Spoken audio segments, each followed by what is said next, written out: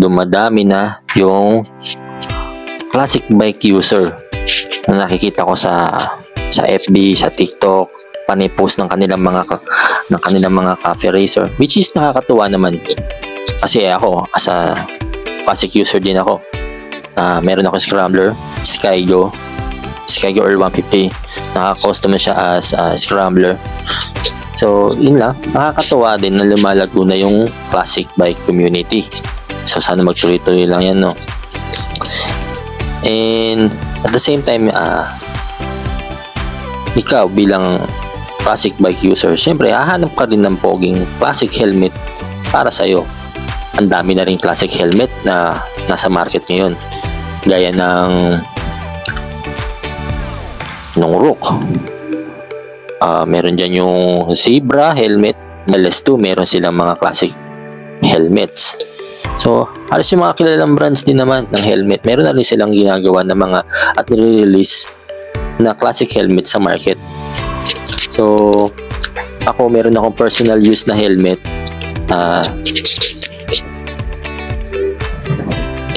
Classic Pro 833 from Gili Helmets. Yan. So, ito yung helmet na pag-uusapan natin ngayon. Yan yung konti. Honest review. Itong helmet to kasi 1 year of usage yun na itong helmet na to. So, okay. Introan muna natin. So, ako nga pala si Eli ulit ng Sayel Moto.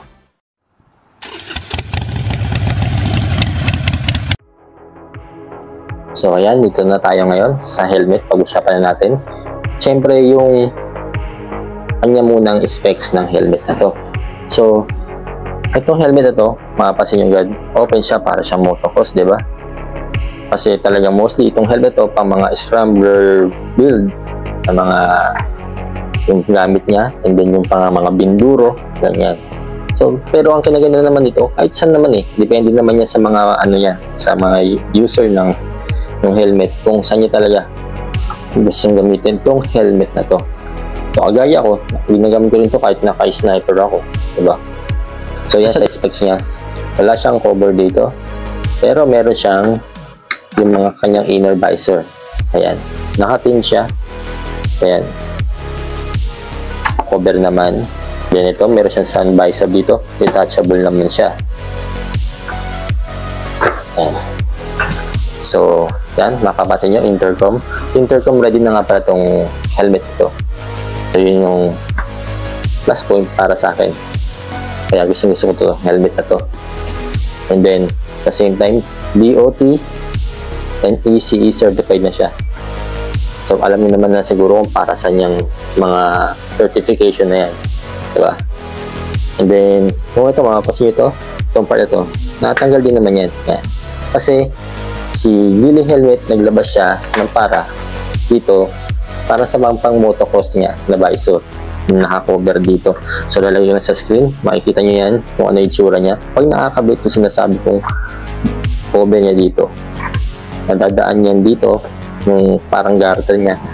Punta dito sa part na to. So, sa pangkalaga nito, syempre, yan, kita nyo, detachable yung kanyang paddings.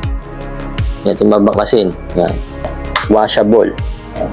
Washable paddings, lahat siya hanggang dito. Tsaka mapapansin nyo dito sa kanyang loob, maganda yung kanyang yung lining, yung padding niya kulay brown. So bumagay sa pagkaka-classic ng helmet na to. Kaya yun yung isa rin sa mga nagustuhan ko sa helmet na to.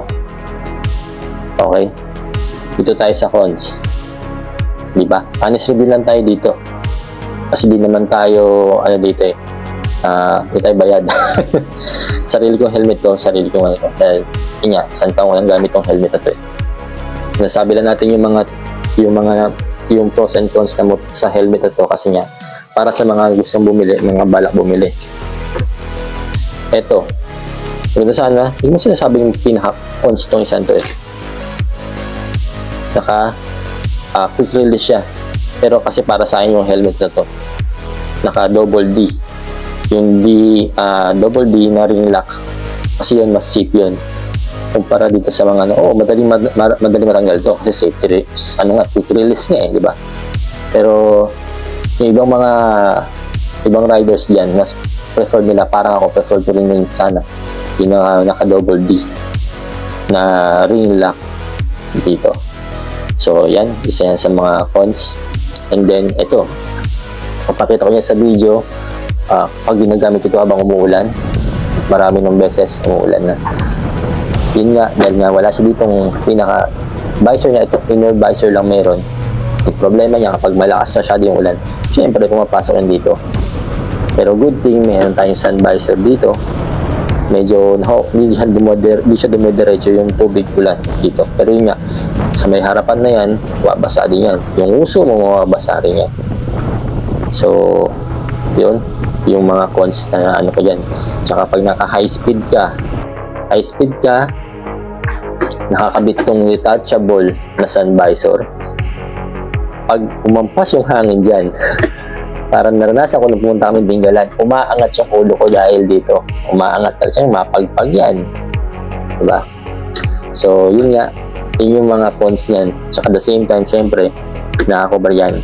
Pag nakakover naman to, medyo hindi naman naririnig sa loob, pero yun nga, medyo may maririnig ka pa rin na wind drag, lalo pag tumatakbo ka na ng mabilis.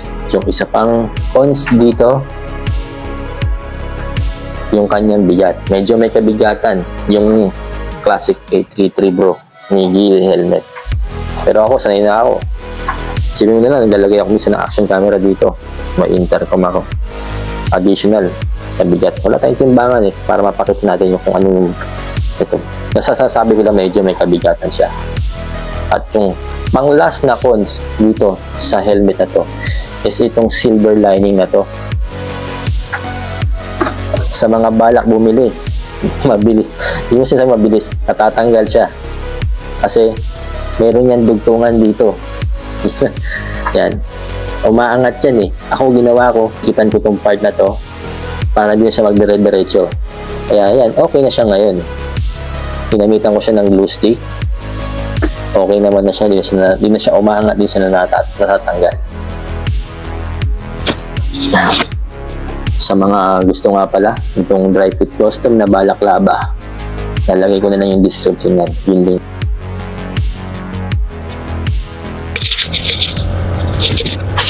So ayan, yung itsura. Shot ko na yung classic helmet, Classic 833 Bro by Geely helmet.